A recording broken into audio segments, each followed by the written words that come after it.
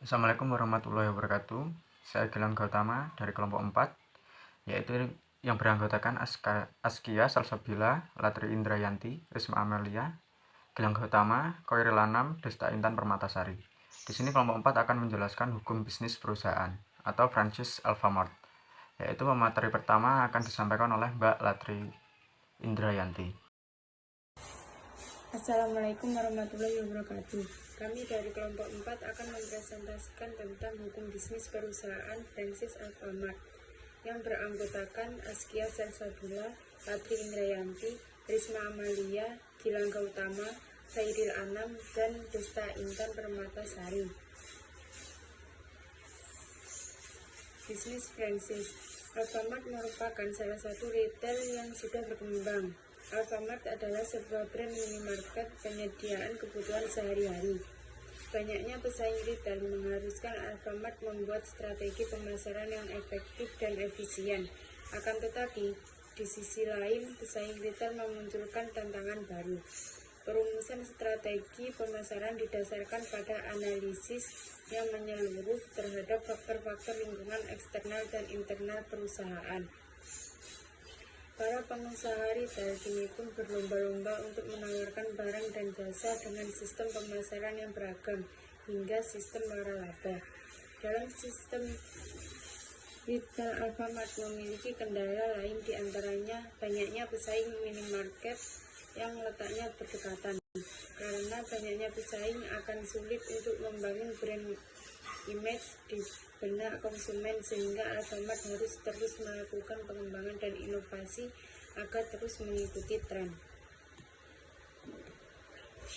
Kemudian aspek keuangan Alfamart, fee dan royalti. Yang pertama, jika omsetnya hanya 150 juta dalam 1 bulan, tidak dikenakan royalti. Yang kedua, jika omsetnya dalam 1 bulan hingga 175 juta akan dikenakan royalti sebesar 1%.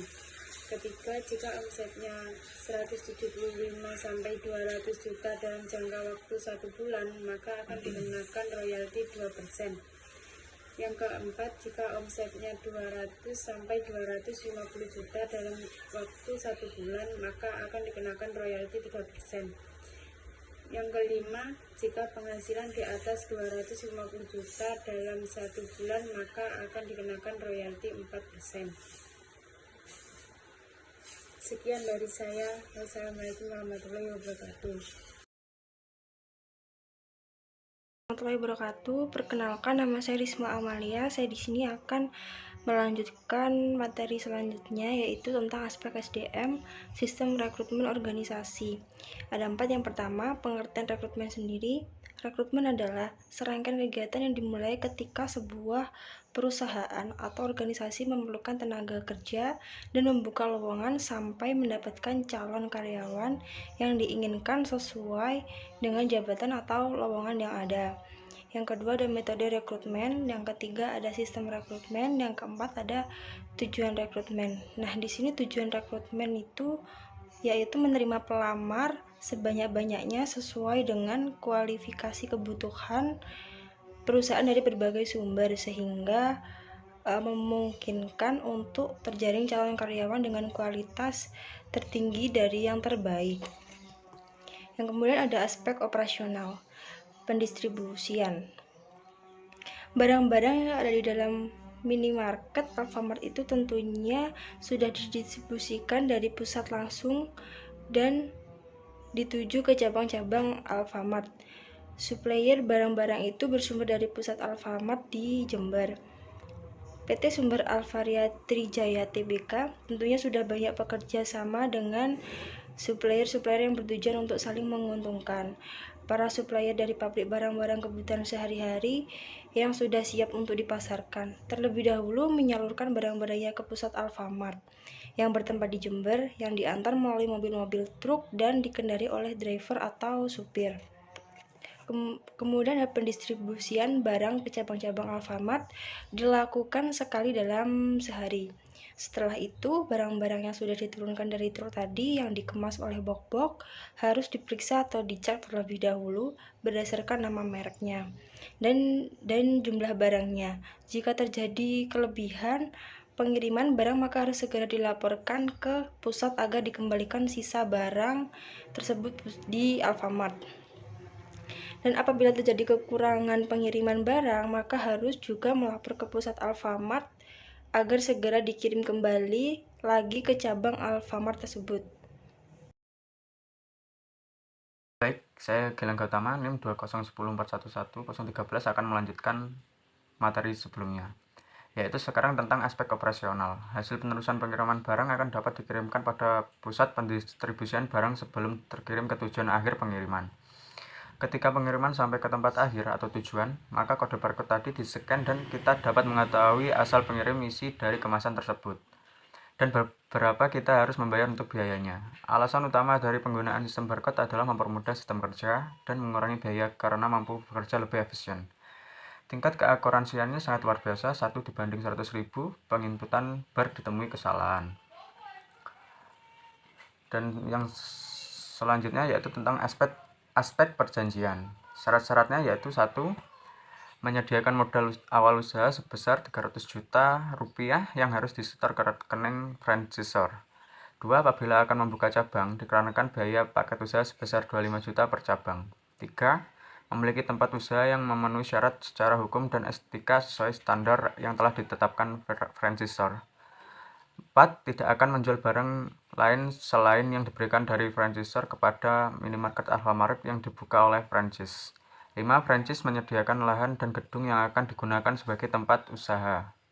6. Franchisor wajib melakukan survei kelayakan tempat terlebih dahulu sebelum membangun gedung tempat usaha untuk franchise. Dan 7. Franchise harus menyerahkan seluruh normal modal yang digunakan untuk membuka Alfamart kepada franchisor paling lambat 3 hari setelah perjanjian ini ditandatangani oleh kedua belah pihak. Aspek perjanjian, jangka waktu. Perjanjian ini berlaku selama 1 tahun, misalkan sejak perjanjian ini ditandatangani tanggal 1 Februari 2020 dan berakhir pada tanggal 31 Januari 2021, dan atas kesepakatan kedua belah pihak dapat diperpanjang dengan syarat dan jangka waktu yang akan ditetapkan kemudian. Aspek perjanjian, kewajiban franchise. 1. Seluruh biaya untuk pengadaan perambotan dan perlengkapan untuk keperluan Alfamart yang sesuai dengan standar Fashion serta biaya-biaya lain seperti pengurusan perizinan atas pembukaan dan pengoperasian Alfamart menjadi tanggungan franchise sendiri. 2. Franchise setuju bahwa pengadaan kartu nama, formulir kwitansi, seragam, dan benda-benda lain yang diperlukan untuk menunjang usaha Alfamart, franchise sepakat untuk membeli dan franchise atas biaya franchise. Franchise atau pekerja yang dipekerjakan oleh franchise pada Alfamart yang dimaksud dalam perjanjian ini wajib mengikuti program pelatihan dan kerja praktek yang diselenggarakan franchise atas biaya franchise. 4. Memberikan seluruh modal usaha sebesar 300 juta kepada franchise paling lama 6 hari setelah perjanjian ini ditandatangani. Menyediakan lahan sebelum surat perjanjian ini ditandatangani oleh kedua belah pihak, dan biaya yang digunakan untuk mendapatkan lahan bukan dari biaya modal yang disertakan kepada franchisor. Saya Aska Sasabila Kalina akan melanjutkan presentasi. Pembatalan perjanjian. 1. Apabila franchise lalai dan atau tidak melakukan kewajibannya yang diatur dalam perjanjian ini, padahal sudah diberikan peringatan ketiga oleh franchisor namun masih melakukan pelanggaran, baik berbeda maupun yang sama, pelanggaran mana yang dianggap serius sebagaimana tertulis dalam surat peringatan atau teguran yang menurut ukuran franchisor. 2. Apabila franchise bangkrut atau dinyatakan pailit kecuali jika franchise dengan segera memenuhi kembali semua kewajiban-kewajiban yang ditetapkan dalam perjanjian ini. Penyelesaian perselisihan. 1. Apabila timbul sengketa di antara kedua belah pihak, akibat dari perjanjian ini akan diselesaikan secara musyawarah dan mufakat. 2. Apabila dalam musyawarah untuk mufakat tersebut tidak berhasil mencapai kesepakatan, maka kedua belah pihak akan menyelesaikan secara hukum dan karenanya kedua belah pihak memilih domisili hukum yang tetap di kantor kepaniteraan Pengadilan Negeri Jember.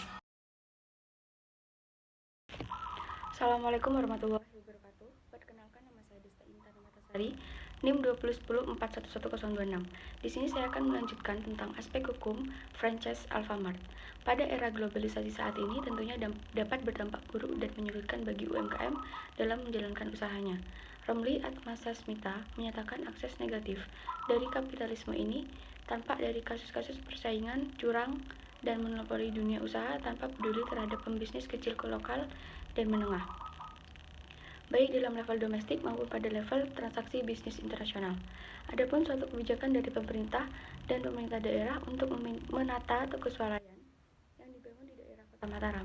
Dalam hal ini dikeluarkanlah suatu peraturan yaitu dalam pasal 3 Undang-Undang Nomor 7 Tahun 2014 tentang perdagangan menjelaskan bahwa ketentuan lebih lanjut mengenai pengaturan perizinan, tata ruang, dan zonasi sebagaimana dimaksud pada ayat 2 diatur dengan atau berdasarkan peraturan presiden.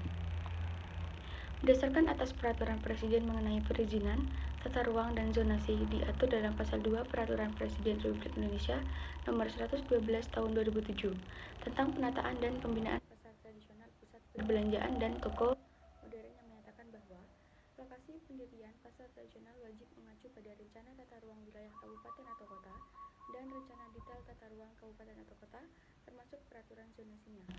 Yang kedua yaitu pendirian pasar tradisional wajib memenuhi ketentuan sebagai berikut. Yang A. Memperhitungkan kondisi sosial ekonomi masyarakat dan keberadaan pasar tradisional, pusat perbelanjaan, dan toko modern serta usaha kecil, termasuk koperasi yang ada di wilayah yang bersangkutan. Yang B yaitu menyediakan areal parkir paling sedikit seluas kebutuhan parkir satu buah kendaraan roda 4 untuk setiap 100 meter persegi, luas lantai penjualan pasar tradisional. Dan yang C, menyediakan fasilitas yang menjamin pasar tradisional yang bersih, sehat, aman, tertib, dan ruang publik yang nyaman. Penyediaan areal parkir sebagaimana dimaksud pada ayat 2 huruf B dapat dilakukan berdasarkan kerjasama antara pengelola pasar tradisional dengan pihak lain. Yang selanjutnya yaitu lokasi penelitian. Penelitian ini dilaksanakan di PT Sumber Alvaria Trijaya, Cabang Jember, Sumbersari, Gumuk Kerang, Sumbersari, Kabupaten Jember, Jawa Timur, 68121 Indonesia. Sekian, terima kasih. Wassalamualaikum warahmatullahi wabarakatuh.